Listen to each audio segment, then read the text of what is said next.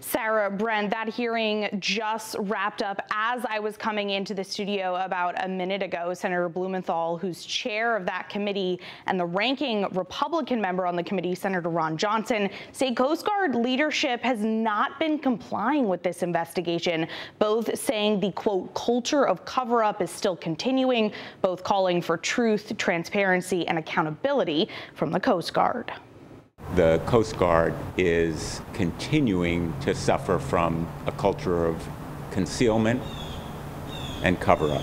Tuesday, lawmakers say sexual assault and harassment are a persistent and prevalent problem at the Coast Guard Academy in New London. Problems of sexual assault and harassment in the Coast Guard are by no means a problem of the past. The Senate's Permanent Subcommittee on Investigations holding their second hearing investigating the Coast Guard Academy's handling of sexual assault. This comes after reports the Coast Guard failed to disclose the results of an internal probe into sexual misconduct called Operation Fouled Anchor, which found dozens of sexual assault cases at the Academy were mishandled from 1988 to 2006. Our failure to share the report with Congress was a mistake that prevented appropriate oversight and further eroded trust. In December, the subcommittee held their first hearing with victims of sexual harassment, survivors describing an environment of harassment, retaliation, and fear.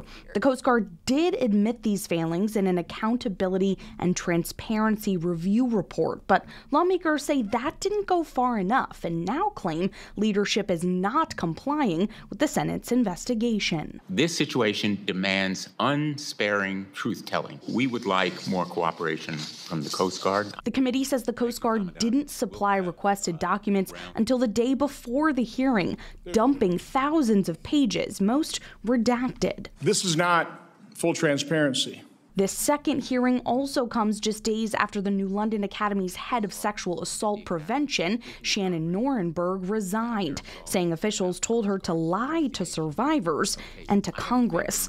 Admiral Fagan insisting the Coast Guard is taking action, but saying more still needs to be done. I cannot change the past, but as the Commandant today, I reaffirm to our workforce, past and present, that I remain steadfast in my commitment to making lasting cultural change.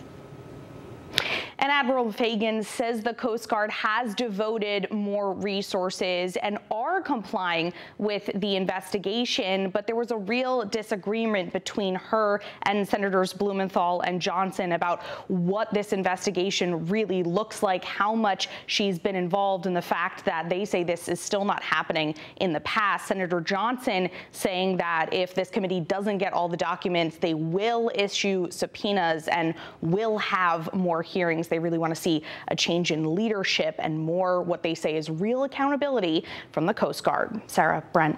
All right.